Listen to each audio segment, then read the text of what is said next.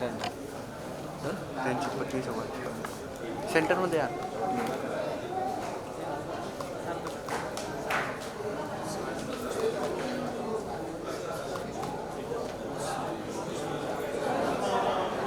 Thank you.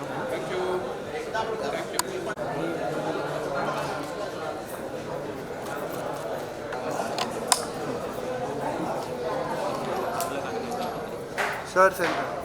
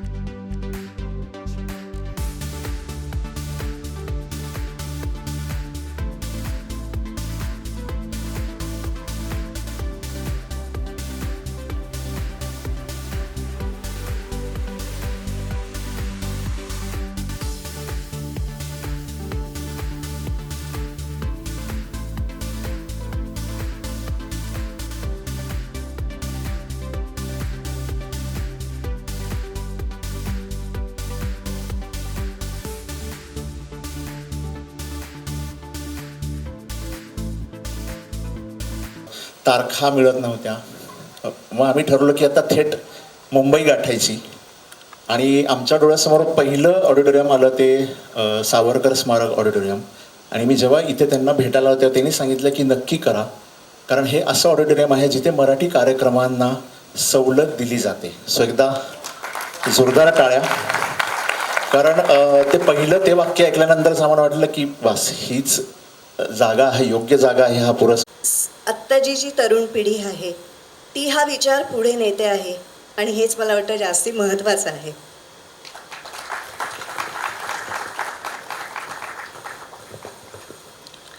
धन्यवाद ma'am. या दिवसापासून सोशल मीडियावर सगळीकडेच अभिनंदनाचा इतके वेगवेगळे मेसेजेस यायला लागले, वर्षाव सुरू झाला अभिनंदनाचा. त्यामुळे खरोखरच हा पुरस्कार किती योग्य व्यक्तीला दिला गेला आहे हे आम्हाला सगळ्यांनाच जाणवलं. मीमा 2026चा हा मानाचा संगीत रत्न जीवन गौरव पुरस्कार. एव्ही प्लीज. मी मगाशी म्हटल्याप्रमाणे संपूर्ण महाराष्ट्रातून शुभेच्छांचा वर्षाव. तेव्हा मला कळलं की किती योग्य आहे हा पुरस्कार. तत्पूर्वी मला काही गोष्टी सांगायच्या आहेत. हे मला आता सहारे येतात अंगावरती, कारण मी पण दत्त संप्रदायातला आहे, मी पण स्वामींचा भक्त आहे. आमच्या समितीने जेव्हा एकमताने म्हणजे पहिलं नाव सरांचंच आलं, इतके शुभेच्छांचे वर्षाव झाला. आणि एक गोष्ट परवा दिवशी अशी घडली की पुण्यातनं काही पंडित आहेत, त्यांचा फोन आला की अजित सरांच्या भजनाने आयुष्यभर आम्ही खूप काही कमवलं आहे, तर आज आम्हाला त्यांना काहीतरी द्यावं असं वाटतं. सो त्यांनी ती इच्छा व्यक्त केली की सरांना पुरस्कार देताना मंत्र पठण करायचं आहे. आणि योग बघा, आज हे ठरलेलं नव्हतं, हे आपोआप घडलं. आज गुरुवार आहे, आज हनुमान जयंती आहे. आणि एवढ्या मोठ्या स्वामी भक्तांना, दत्त भक्तांना आज गुरुवारीच पुरस्कार मिळतोय.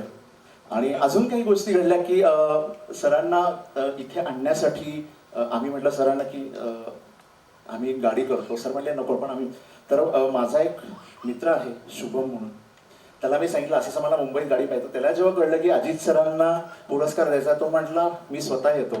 तो पुण्यावरनं गाडी घेऊन आला आणि तोही म्हणजे म्हणतो ना, तो प्रचंड मोठा दत्त भक्त आहे. त्यानंतर अशा अनेक गोष्टी घडल्या. म्हणजे सरांची जे तुम्हाला फ्रेम आम्ही देणार आहोत, जेव्हा आम्ही ती ह्यांच्याकडे गेलो प्रिंटरकडे, जेव्हा त्यांनी नाव वाचलं त्यांना आमच्याकडनं सरांना गिफ्ट. सो इथे आपण सगळे कलाकार खरं तर काय कमवतो ना, ते हे कमवतो की आज खरं तर म्हणजे मी म्हटलं तर अख्ख्या महाराष्ट्राच्या वतीने हा पुरस्कार अवधूत थँक्यू. मी अजय नाईक आणि कौस्तुभ दबड यांना विनंती करते की मीमा 2026 संगीतरत्न जीवनगौरव पुरस्कार त्यांनी प्रदान करावा. अजितजी कडकडे यांना खास पुणेरी पगडी, मानाची शाल आणि पुष्पगुच्छ आणि मानपत्र आणि अर्थात मीमाची एक खास ट्रॉफी देऊन.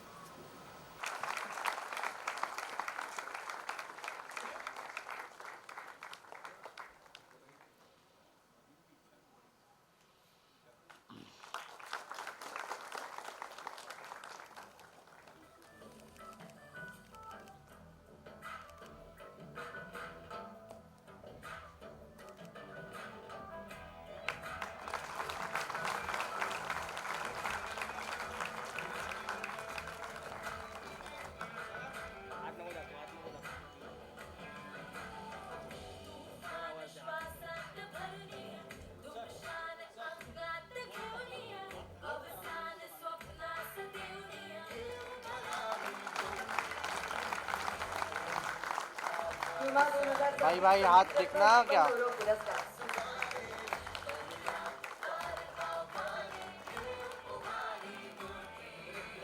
मी अजितजींना विनंती करते की त्यांनी त्यांचं मनोगत व्यक्त करावं.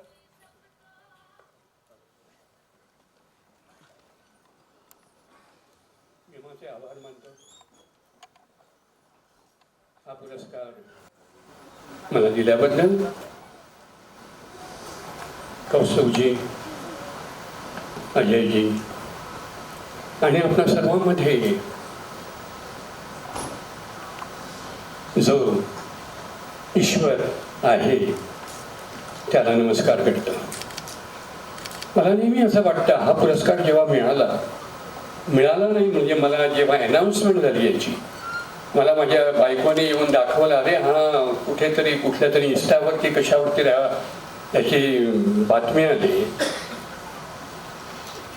आणि त्याच दिवशी आम्हाला कुठेतरी प्रोग्राम होता. मी माझ्या साथीदाराला आश्चर्य वाटलं, आमचं कशाला अभिनंदन करता तुम्ही? काही जणांना माहीत पण नव्हतं पुरस्कार मिळालेला आहे. अहो म्हटलं मी आपल्याला जन्म दिला, आई वडील.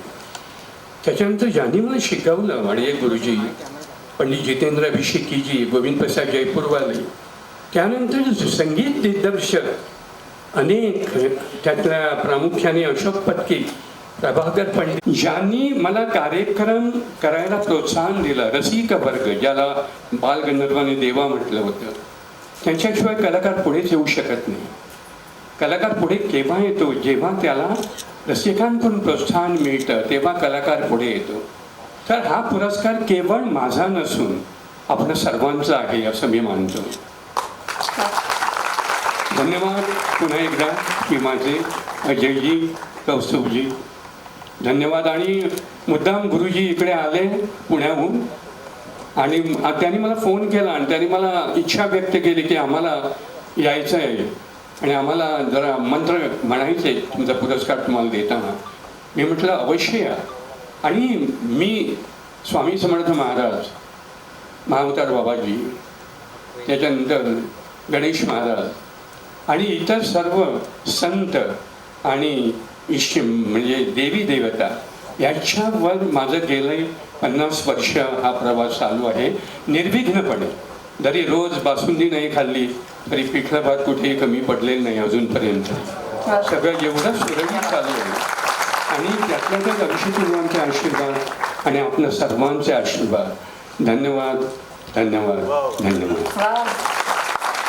मला वाटतं हेच मोठ्या माणसांचं, हे असंच बोलतात मोठी माणसं की त्यांचा एकट्याचा पुरस्कार नाही, हा त्यांचा सगळ्यांचा आहे. खरंच खूप खूप धन्यवाद सर. इतकं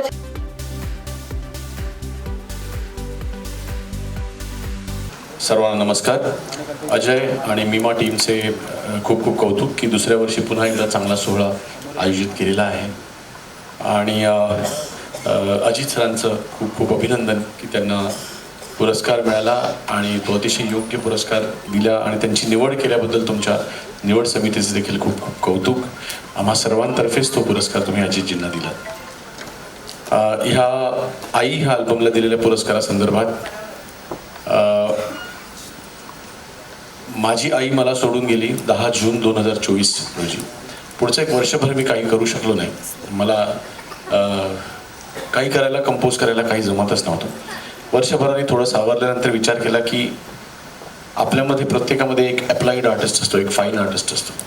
अप्लाइड आर्टिस्ट कायम विचार करत असतो की आपण असं काहीतरी बनवावं जे चालेल, पोहोचेल, लोकांना आवडेल. आणि फाईन आर्टिस्ट कायम विचार करत असतो जे मला आवडेल ते मी करतो.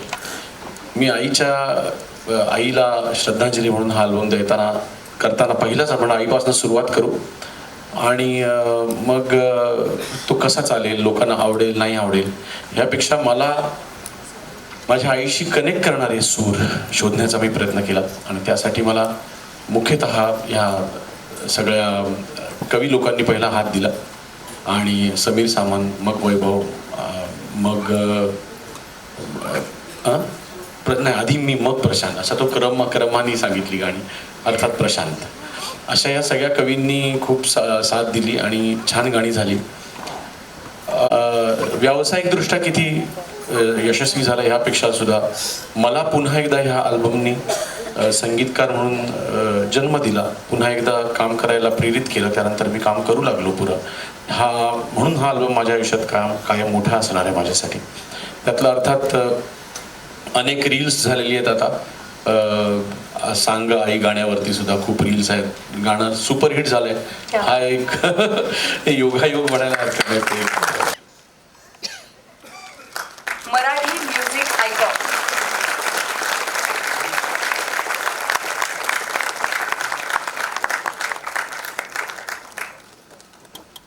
खूप खूप धन्यवाद गुरु सर.